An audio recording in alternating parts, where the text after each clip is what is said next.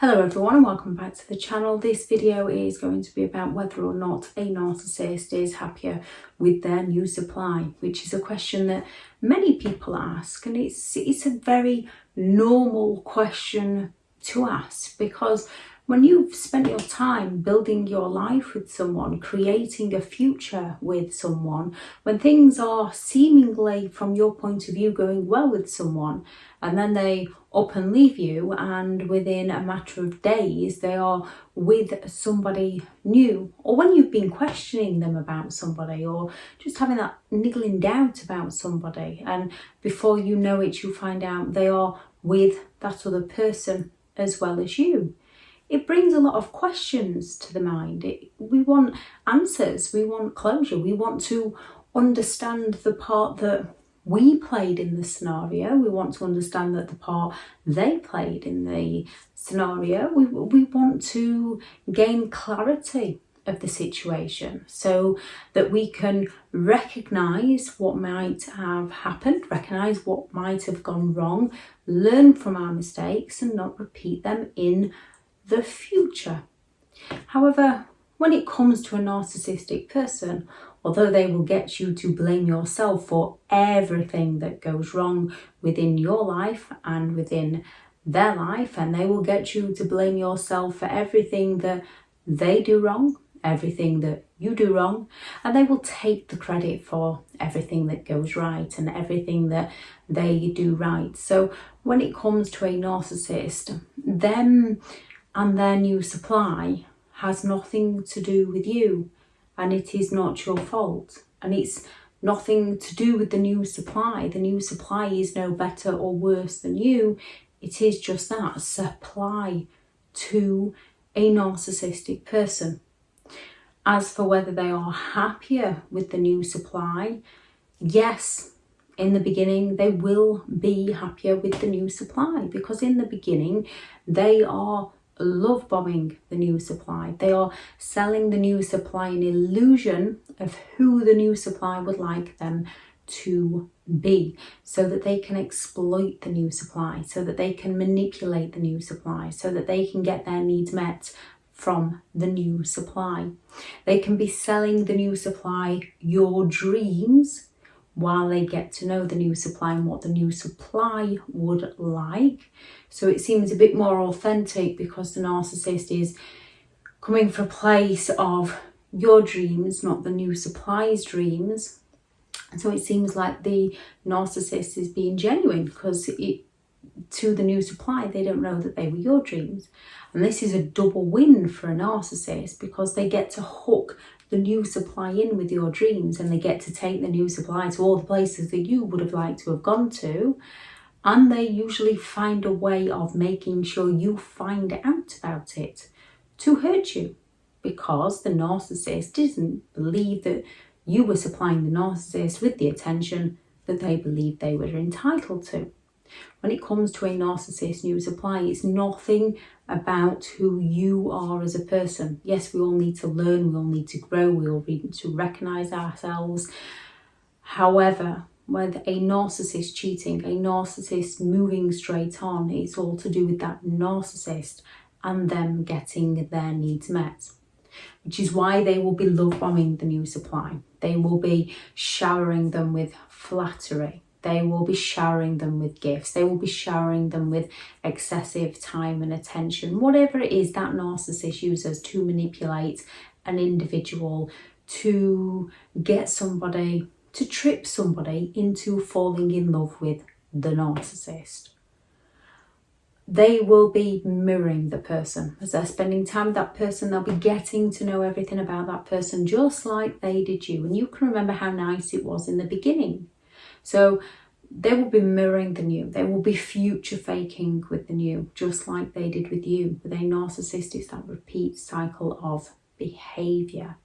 And you know how good it feels in the beginning when they seem too good to be true, because they are too good to be true. And when they're moving things on too quickly and we don't quite listen to our instincts, because we don't know any better. We've never lived this before. We don't understand it. Or if we have lived it before, we haven't learned what it all meant, or we might have been raised by narcissistic parents, so we didn't actually know any difference.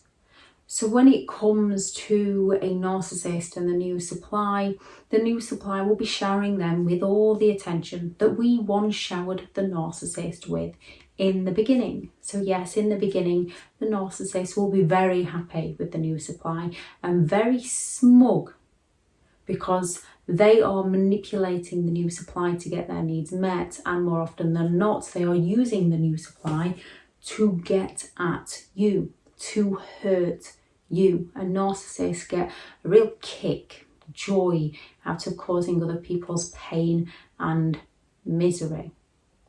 However, at some point, the new supply isn't going to do exactly what the narcissist wants them to do. A narcissist might be round at their house constantly. They might be cleaning for them, cooking for them, helping them out with the children, trying to run the bills, trying to take over things for them, trying to show the new supply that the narcissist can do everything for them and they don't need anybody else in their life, isolating the new supply. And then the narcissist can ask the new supply for a key to the house. And the new supply might say, oh, no, not yet, it's a bit quick, let's just wait and see how things progress. And instantly, that narcissist is going to take offence, because they don't see it from the new supply's point of view. They see it from their sense of entitlement. They've worked hard. They've people pleased to lull the new supply into a false sense of security so that they can get the key to that door, so that they can get their feet under the table. And as soon as the new supply says no to them, the narcissist takes offence, and the narcissist is going to start doing less and less for the new supply. And the new supply is then going to be thinking, this isn't the person I met, something's not quite right here. And they might then start picking up on their instincts and distancing themselves from the narcissist, which is when the narcissist might recognise, can't really go back to the ex yet, but I might try to hoover the ex to see whether I can get in there, because that will hurt the new supply if I get back with the old supply. Oh no, it's not working. That hoover's not working with the old supply. Now I'll carry on smearing their name and I will re-idolise the new supply and start love bombing again and start being nice again. And they can go to the new supply saying, oh, I'm ever so sorry, I'm just having difficulties with the ex right now. Just having difficulties at work right now. You know what the ex can be like. My mind's not been on it. I'm ever so sorry. If the ex wasn't doing this, so that the new supply then feels bad for the narcissist. And then it's back to that reward stage, that idolization stage where all is going well again. However, at some point, the new supply isn't going to do what the narcissist wants them to do. The narcissist is going to feel criticised, and the narcissist is going to seek to punish them. They're going to devalue them. They're going to invalidate them. They're going to do all they can to bring the new supply down. And at that point, the narcissist isn't any happier with the new supply, because the narcissist isn't happy within themselves. They are seeking external sources of validation constantly. They are manipulating people constantly. They get a thrill out of other people's pain, that they end up being extremely miserable. And this cycle can go on for weeks, months or years. It's only when the person, the new supply or the old supply, recognises who the narcissist is, recognise the games that they play and stop playing them with the narcissist, that the narcissist then has to move on and find more supply. And at some point that supply dries up for them and they struggle to manipulate people. Narcissists are very good at telling a sob story. They'll use the same situation, yet to a certain crowd of people, they'll be telling a woe is me sob story to gain sympathetic attention. To another crowd, they'll be telling everybody how they're the superhero that's helping everybody out, when what the narcissist is actually doing is manipulating to get their needs met. Nobody falls in love faster than a narcissist who needs a place to stay, who needs to seek revenge on an old supply, who is envious of something that somebody else has, who wants to take something away from another person. If they see a nice family unit that they are envious of, they're going to do all they can to worm their way in to break that family unit down, because the narcissist hasn't got a family unit. And then at some point, that relationship breaks down. Not all narcissistic people cheat on their partners. However, they all cheat their partners out of something.